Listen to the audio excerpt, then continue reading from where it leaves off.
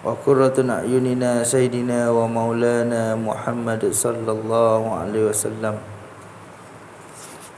وعلى آله وأصحابه ومن تبعهم بإحسان إلى يوم الدين. قال سبحانك لا علم لنا إلا ما علمتنا إنك أنت العليم الحكيم. قال رب اشرح لي صدري ويسر لي أمري واحلل عقدة من lisani yafqahu qawli, amma ba'd. Alhamdulillah, bersyukur kita kepada Allah Subhanahu wa taala dengan limpah serta inayahnya dapat sama kita berkumpul pada pagi ini. Mudah-mudahan Allah Subhanahu wa taala memberkati dan merahmati kita semua hendaknya, insya-Allah.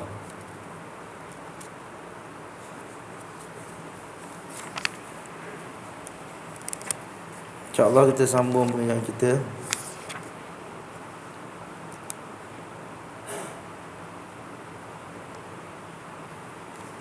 Kitab Munyatul Musalli.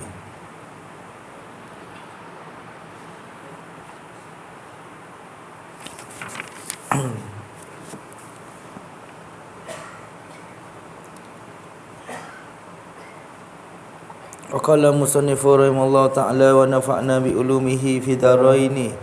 Amin amin ya rabbal alamin. Maka berkata musannif rahimallahu ta'ala, tempat solat daripada agama, dan tempat daripada agama seperti tempat kepala daripada tubuh.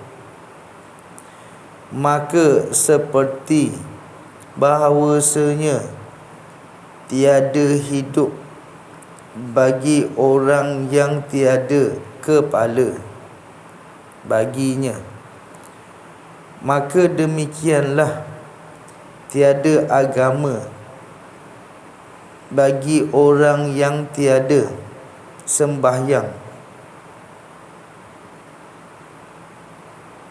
baginya. Demikianlah telah datang daripada beberapa hadis Nabi sallallahu alaihi wasallam.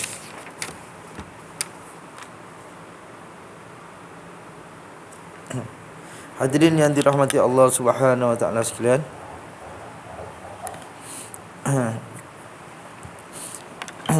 jadi maka telah berkata musannif rahimahullah taala, nak bandingkan agama seorang itu daripada diri seorang itu ialah apa dia? Solat. Jadi nak banding solat pada umpama ataupun contoh pada diri manusia itu ialah kepala. Jadi seolah-olah kalau kita ni hidup ni, kalau tak ada kepala boleh hidup tak? Tak boleh hidup. Begitu jugalah nak tahu agama dekat seorang itu tara mana? Kamu agama apa? Saya agama Islam. Tapi nak tahu tara mana agama tu ada dekat diri dia? Adakah pada IC dia kah? Ataupun daripada sebutan dia kah? Ataupun orang dok kata dia agama Islam kah? Nak tahu agama, kuat agama ke tak kuat agama ke dan sebagainya pada diri seorang itu ialah sembahyang. Tu dulu. Jadi seolah-olah kalau orang tak ada, orang tak sembahyang tu seolah-olah tiada agama. Seolah macam tu. Seolah-olah. Bukan kata dia ni tak dia syirik tak. Seolah-olah ciri. Nama ciri mudah. Ciri-ciri orang yang tak ada agama itu ialah orang yang tak sembahyang. Tapi kita tak ada kata dia ni apa, komunis tak ada agama, tak. Makna kata ciri-ciri. Samalah kita ni. Orang kata kau ni munafik. Bukan munafik. Ciri-ciri orang munafik. Sebab apa kau kata aku munafik? Kau ni bila cakap bohong, semua cakap bohong. Kau ni cakap semua tipu. Kau ni cakap janji, semua tak ditepati. Bagi amanah kau khianat. Kau ni munafik. Nak kata tertua pun tak ada juga. ciri-ciri. Kau ni tak mandi macam kerbau. Bukan kerbau, ciri-ciri kerbau. Kita duduk tengok orang bawa motor, gila apa. Padahal tak gila, sioman. Tapi apa dia? Ciri-ciri gila tu ada. Jadi nak kata apa? Nak kata bukan dia betul-betul, tapi ciri-ciri. Jadi kita boleh tahu ciri-ciri macam ni. Jadi ciri-ciri orang yang tak ada agama, apa dia? Tak sembahyang. Tu ciri-ciri dia. Bab lain tu cerita lain. Bab dia buat jahat, bab apa, itu cerita lain. Ni yang mula-mula pokok asas tu dulu. Kita nak tahu. Dia nak tahu dia ni kuat agama ke tak kuat agama ke, ada agama ke tak ada agama dia ni. Ialah dengan cara solat.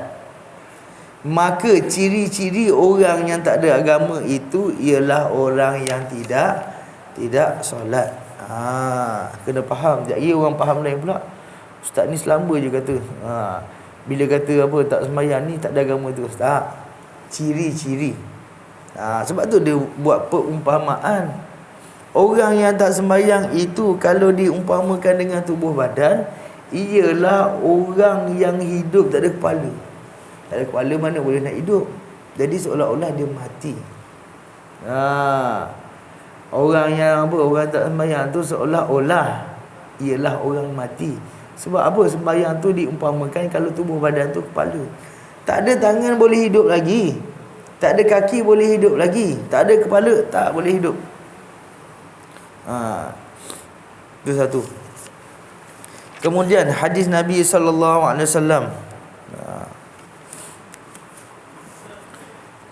menyatakan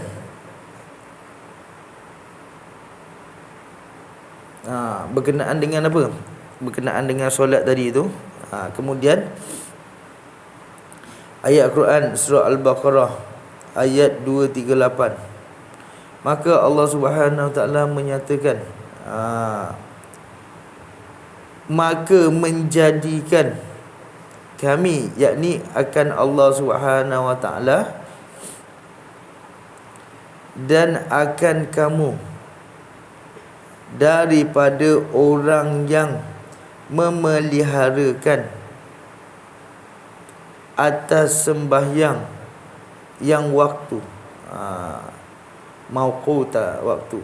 Apa dia? Yang solat 5 waktu lah. Dan orang yang muqim bagi sembahyang, yakni mendirikan sembahyang, memeliharakan dia, yakni memeliharakan sembahyang. Lagi orang yang khusyuk padanya, yakni pada sembahyang, yakni tetap hatinya dan anggotanya dalam sembahyang. Jadi yang ni ayat Quran ni apa dia? Doa Nabi Ibrahim. Jadi dia doa lah, zuriat dia apa dia? Memelihara sembahyang.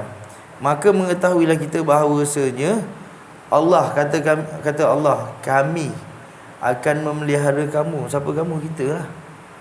Bagi mereka yang sembahyang waktunya. Apa? Yang menjaga solat 5 waktu. Jadi orang nak dapat pelihara daripada Allah Subhanahu Wa Taala, orang yang menjaga sembahyang. Tapi dekat sini apa dia? Kita dulu kita dulu sembahyang tak penuh. Kadang-kadang kita umur 40 baru sembahyang, umur 50 baru sembahyang. Contoh nak ceritalah, tapi sekarang alhamdulillah sembahyang. Nak cerita dulu lah. Jadi kalau dosa-dosa lain, minum arak ke, apalah, minum arak, judi, dosa-dosa besar. Sembahyang pun dosa besar agak kalau tak sembahyang. Jadi kalau yang dosa-dosa lain tu memadai dengan bertaubat. Tapi sembahyang ni apa dia? Kita dulu tak sembahyang, kita kena taubat. Lepas tu kita kena qada selagi mana kita mampu. Jadi apa hukum taubat? Hukum taubat ialah wajib. Bismillah.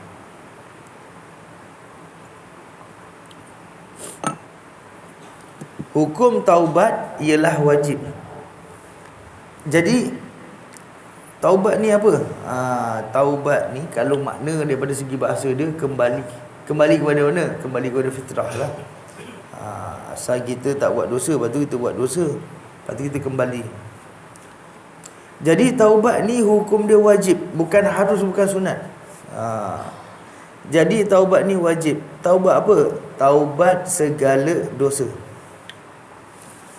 Jadi kalau orang tanya hukum taubat, apa hukum taubat? Wajib. Habis kalau kita buat dosa, waktu bila kita nak taubat? Sesegera yang mungkin. Sebab apa? Sebab taubat ni yang tak terima apa? Apabila nyawa sampai halkum ataupun matahari terbit sebelah barat, yang tu tak terima. Jadi sebelum tu diterima. Tapi waktu bila? Sesegera yang mungkin. Kalau kita buat salah, sekarang ni kita buat salah, sekarang ni kita taubat. Satu. Lepas tu taubat pula, kita buat salah satu kali, lepas tu kita bertaubat, kita buat lagi. Kita buat lagi tidak membatalkan taubat yang kita telah lakukan. Sebab apa? Kira buku lain. Contoh, kita buat salah, kita main nombor ekor, tikam nombor ekor, kita main RM1 tak kena pun. Bajet dapat RM100,000 tak kena, contoh. Lepas tu dah habis tu kita menyesal, ya Allah, aku main judi ni. Taubat, astaghfirullahalazim, menyesal tak nak buat lagi, berazam sungguh-sungguh tak nak buat lagi ni. Cukup syarat-syarat taubat. Lepas tu pula tak apalah, sekali kawan hasut, tak apalah, buat lagi, jomlah, sekejap je, kali ni je. Kita pun terhasut buat lagi. Padahal sebelum ni kita dah taubat. Ingat, kita buat lagi sekali, lepas tu kita buat lagi sekali, yang taubat hari tu tetap juga Allah Ta'ala terima. Sebab kita buat taubat baru tidak membatalkan taubat lama. Sebab tu taubat segala dosa. Segala apa dia? Apa-apa saja dosa, taubat. Apa-apa saja dosa, taubat. Apa-apa saja dosa, taubat. Sekarang ni berkenaan dengan sembahyang. Kalau tinggal sembahyang dengan tak sengaja, tidak dituntut taubat. Sebab taubat-taubat ni memang sengaja kita buat. Contoh, apa dia? Kita lepas zuhur tu tidur. Bila kita tidur, bangun maghrib. Hari tu tak larat ke macam mana, ke letih ke apa ke, tak sedar diri, bangun maghrib. Jadi waktu asar tu kita tinggal. Kita tinggal bukan sengaja, terlena. Ingat, kalau kita melakukan perkara tu dengan tidak sengaja, tidak berdosa meninggalkan sembahyang, tapi wajib qada. Kena qada. Yang berdosa tu sebab tak qada. Tapi kalau kita tinggal dengan sengaja, tinggal tu berdosa, tak qada tu pun berdosa. Jadi sebagai contoh, kita tinggal dengan sengaja, sama ada malas, kalau mudarat sakit tu lain cerita, tapi kena qada juga. Melainkan mereka yang tak wajibkan qada, seperti perempuan haid, nifas dan sebagainya, tu tak wajib qada sembahyang. Jadi apabila kita meninggalkan sembahyang sengaja, bukannya disengaja. Kalau tak sengaja tadi, tidak dituntut untuk taubat. Tapi kalau taubat pun bagus juga. Dia taubat-taubat ni ialah kita melakukan dosa, seperti kita tinggal sembahyang dengan sengaja. Jadi bila tinggal sembahyang dengan sengaja, apa dia? Kita bertaubat. Bertaubat waktu bila? Sesegera mungkin. Sebab hukum taubat wajib. Jadi wajib ni kita kena buat lah. Sembahyang wajib. Wajib bila? Pada waktu dia. Sembahyang zuhur wajib tak? Wajib. Sekarang tak wajib. Sebab apa? Sebab tak masuk waktu. Wajib bila? Kejap lagi dah masuk waktu, wajib. Kita semua ni kena sembahyang Zuhur. Sekarang ni wajib tak? Tak wajib. Sebab apa? Tak kena waktu dia lagi. Sembahyang asar. Asar tak wajib. Sebab apa? Tak masuk waktu. Kejap lagi dah masuk waktu asar, Allahu Akbar, Allahu Akbar. Tu baru wajib bagi kita. Kalau kita tak sembahyang, dosa. Pada waktu tu lah. Habis waktu tak sembahyang, berdosa. Tinggal dengan sengaja. Tapi masalah sekarang ni kita tinggal sembahyang. Jadi yang pertama apa dia? Sesegera kita bertaubat. Sebab hukum taubat wajib. Wajib apa? Wajib kalau kita buat dapat pahala, kalau kita tinggal berdosa. Itu hukum wajib. Sama juga kita sembahyang. Sembahyang wajib. Kalau kita buat dapat pahala, kalau kita tinggal berdosa. Taubat apa dia? Taubat hukum dia wajib. Taubat segala dosa hukum wajib. Sebab kalau kita tak buat, duduk dalam dosa. Orang yang tak bertaubat, dia buat maksiat, jadi dia duduk dalam dosa. Sebab tu hukum taubat wajib. Selagi mana orang itu tak taubat, selagi itu dia berdosa. Tu kena faham. Dah bila dia taubat, habis dosa tu. Seolah macam tu. Orang tak sembahyang, tak sembahyang Zuhur, tak sembahyang Asar. Selagi mana dia tak sembahyang, selagi itu dia berdosa. Sekali dia bertaubat, bila dia bertaubat, hapus dosa. Tapi kena qadha. Jadi sembahyang macam tu. Kita dulu 40 tahun tak sembahyang, 30 tahun tak sembahyang, 15 tahun tak sembahyang. Start sembahyang pun umur 40, akhir balik umur 15. 15. Jadi 25 tahun kita tak solat, umur 40 tahun barulah nak solat. Ada kesedaran sebagai contoh. Alhamdulillah. Jadi macam mana? Kita taubat. Ya Allah, dulu aku tak solat, aku menyesal ya Allah. Kena menyesal. Dan aku berazam, mulai sekarang ni aku tak nak tinggalkan solat. Lepas tu sedaya upaya kita qadha. Waktu asar qadha asar, waktu maghrib qadha maghrib, waktu isyak qadha isyak. Sekadar yang kita mampu. Lagi banyak lagi bagus. Sebab apa? Sebab kita hutang dengan Allah Subhanahu Wa Taala. Jadi macam tu. Sebab apa kita nak perlukan buat macam tu? Nak dapat yang dinyatakan oleh Allah Subhanahu Wa Taala. Allah Subhanahu Wa Taala memelihara orang yang memelihara solat. Kita ni manusia. Bila manusia memang ada perasaan. Perasaan apa? Perasaan marah ada pada kita, dengki pun ada pada kita. Nak buat macam mana? Kita benci pun ada kat kita. Kita tak suka orang ni, nak buat macam mana? Tu kita. Kita tak suka orang ni, kita suka orang ni, kita sayang orang ni, kita benci kat orang ni, kita meluat kat orang ni. Nak buat macam mana? Itu ialah diri kita. Sebab kita ada nafsu. Kita ada nafsu. Kita ada kehendak. Kadang-kadang kita sendiri tak boleh kawal. Tu maklum. Tak heranlah bapak rogol anak, mak pergi sepak bapak, bini tumbuk isteri, anak tendang perut mak. Baru ni 3 beradik pergi belasah mak. Na'udzubillah. Sebab apa? Sebab manusia ni kadang-kadang tak boleh terkawal dengan akal fikiran. Tak boleh fikir.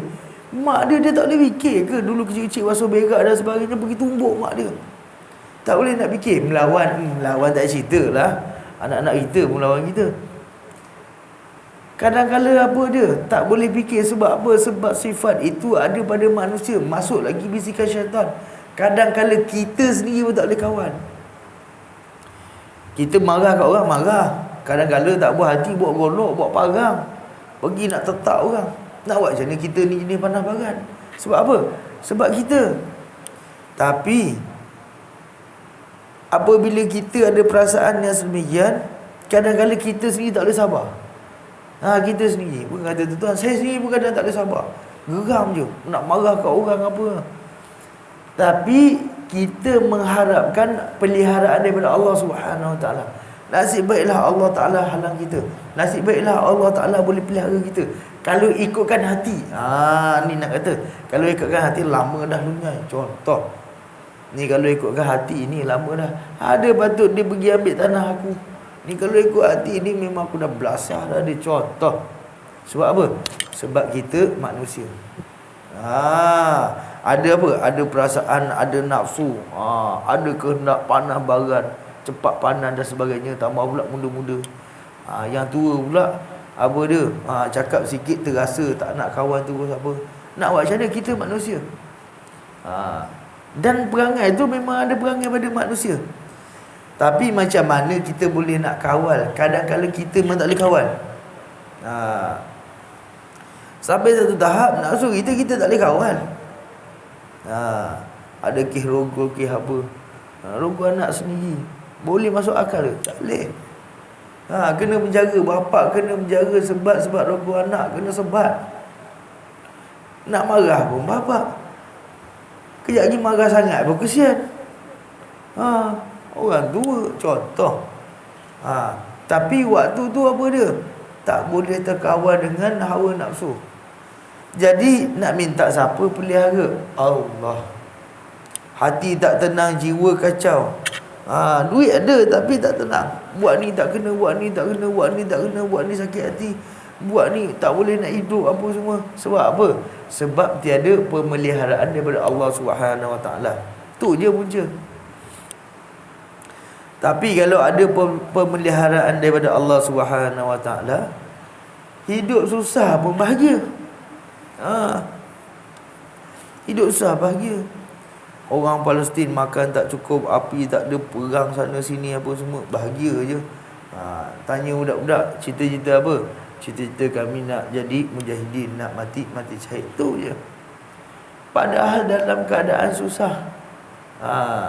Tapi kalau orang tak dapat pemeliharaan daripada Allah Subhanahu Wa Taala, kaya, ada kereta apa, rumah apa semua, hidup pun tak tenang. Selalu dengki kat orang, semua orang salah, dia saja yang betul, dia rasa diri lebih pada orang apa semua. Itu tanda-tanda mereka tak dapat pemeliharaan daripada Allah Subhanahu Wa Taala. Sebab kita boleh jaga diri kita, tara kita je. Tara mana kita boleh kawal diri kita? Melainkan kita perlu minta pertolongan daripada Allah Subhanahu Wa Taala. Maka Allah Subhanahu Wa Taala menyatakan dalam Quran, inna solata tanha 'anil fahsya'i wal munkar. Sesungguhnya apa dia? Solat itu mencegah daripada benda keji. Benda keji ni apa? Benda kotor. Apa dia benda kotor? Arak lah. Arak dia panggil najis. Khamr apa? Rijsun min amali syaitan. Jadi ulama kiaskan, kullu sukarin khamrun, setiap yang memabukkan ialah arak. Jadi setiap benda mabuk itu, setiap benda mabuk, apa dia? Najis. Sebab tu dulu kita pun guna apa dia? Najis dadah. Tapi kadang-kadang yang dadah tu guna dalam ubat juga. Heroin, morfin guna dalam ubat juga. Orang yang kena kanser tahap tinggi-tinggi apa semua, ambil heroin tu kan ubat juga. Dalam ubat pun ada dadah juga. Tapi apa? Penyalahgunaan dadah. Bila penyalahgunaan jadi mabuk. Jadi mabuk, jadi khayal. Jadi apabila jadi khayal tu lah dinisbahkan dengan arak. Arak itu najis. Jadi siapa solat, Allah Ta'ala pelihara daripada benda keji, fahsya wal munkar, dan benda-benda mungkar. Apa mungkar? Mungkar ialah maksiat. Maksiat, apa-apa jenis maksiat. Tapi dengan syarat kita pelihara solat. Pelihara ni macam mana? Dia lain. Orang solat dengan orang pelihara ialah satu benda lain. Orang solatlah. Seperti contoh kita pakai kereta. Kita pakai kereta lah, buat pergi kerja, buat pergi pasar apa semua. Tapi lain orang yang jaga kereta. Orang yang memiliki kereta dengan orang yang jaga kereta ialah satu benda yang lain. Kita tengok orang jaga kereta macam mana. seminggu sekali pergi basuh. Tak ada pasir, tak ada kapet, kereta sentiasa berkilat. Kereta sentiasa berkilat. Lepas tu pula tengok cantik, bau wangi masuk. Ya Allah, oh sedap kereta dia, bawa pun ni. Orang jaga. Minyak hitam, minyak enjin, minyak gear apa semua jaga, servis cukup. Tu orang yang jaga kereta. Tapi orang yang memiliki kereta belum tentu yang jaga. Kereta tu bawa pergi kebun, kereta tu bawa pergi pasar, kereta tu bawa pergi kerja, kereta tu bawa pergi masjid, kereta tu lah, kereta ni, semua buat kereta tu. Sampai nak hancur kereta. Tu dia guna kereta betul-betul. Jadi nak beza tak orang yang jaga dengan orang yang apa? Yang guna je. Lain.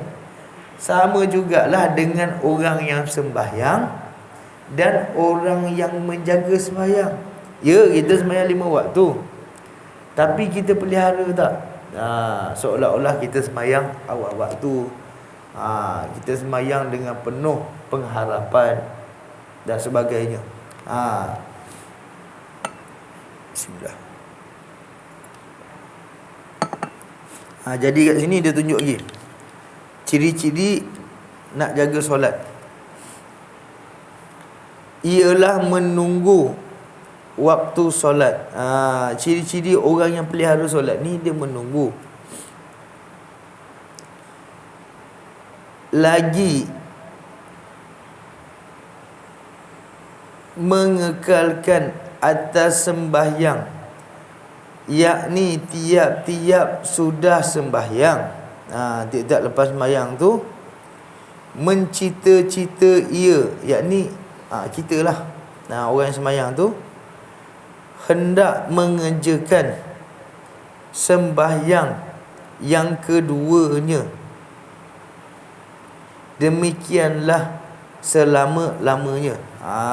Jadi kita nak jadi ciri-ciri orang yang pelihara solat macam mana? Dia antaranya ialah lepas kita dah sembahyang subuh ni, kita nak ada cita-cita, tak sembahyang lagi pun, tapi nak ada cita-cita, lepas ni aku nak sembahyang zuhur. Kena ada cita-cita tu. Kita sempat ke tak sempat ke, mana tahu. Sebelum zuhur meninggal ke, sebelum zuhur jadi gila ke, sebelum zuhur jadi haid ke, contoh.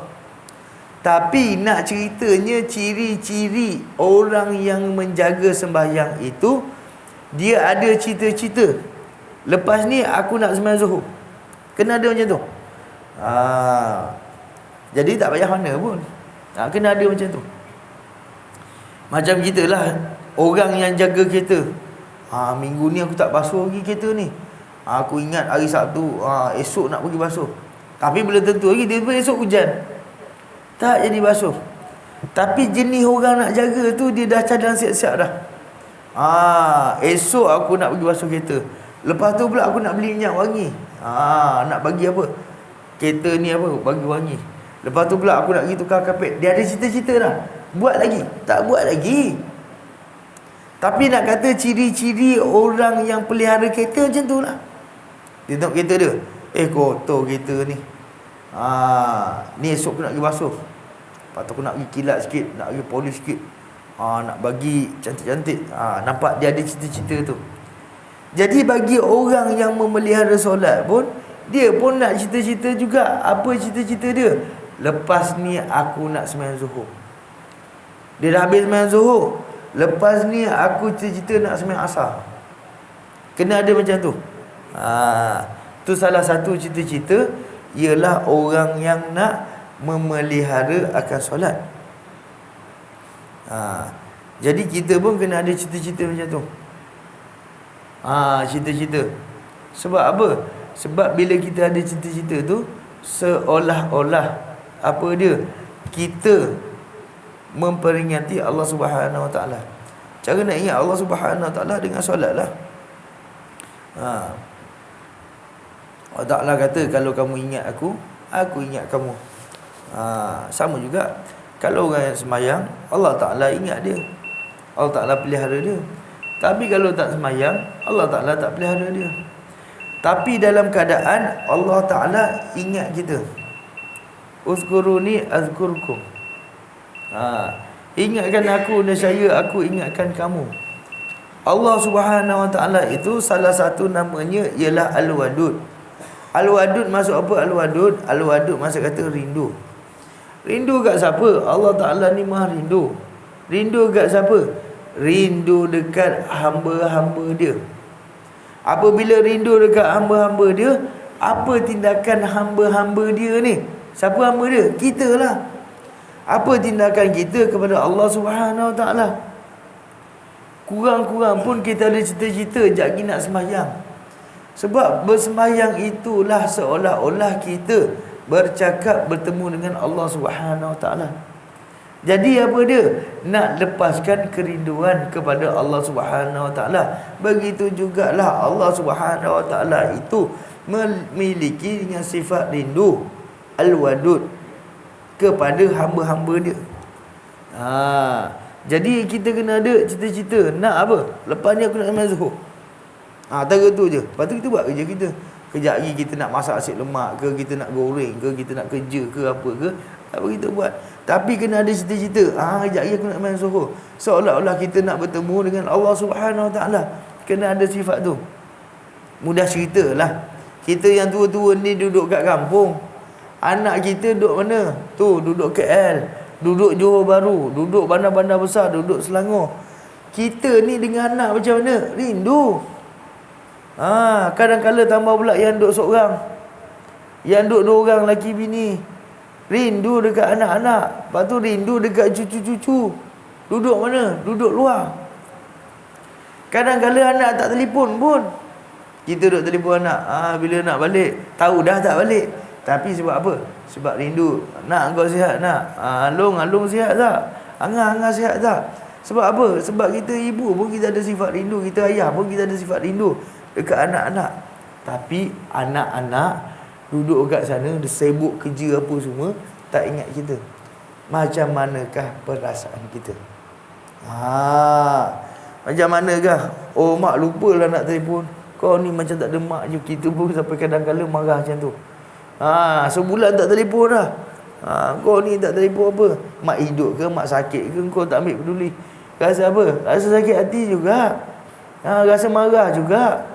Sebab apa? Sebab kita ni sentiasa rindu kepada anak-anak. Anak-anak tak telefon pun rindu juga. Anak-anak tak bagi duit pun rindu juga. Anak-anak tegur perangai pun rindu juga. Sebab apa? Sebab ibu, sebab ayah rindu dekat anak-anak.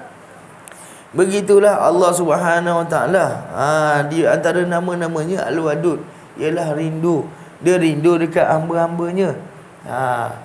Jadi apabila hamba-hambanya membalas kerinduan Allah Subhanahu Wa Taala, maka Allah Taala bagi balasan. Dan apa dia? Memelihara orang tu. Macam kita lah. Kita duk rindu kat anak kita. Anak kita sentiasa balik. Mak nak pinjam duit, mudah je bagi. Sebab apa? Sebab dia mudah dengan kita, selalu ingat kat kita. Telefon, ni mak nak pergi Sultan ni, balik. Pergi Sultan. Nak minta apa pun mudah nak bagi. Begitu juga dengan Allah Subhanahu Wa Taala.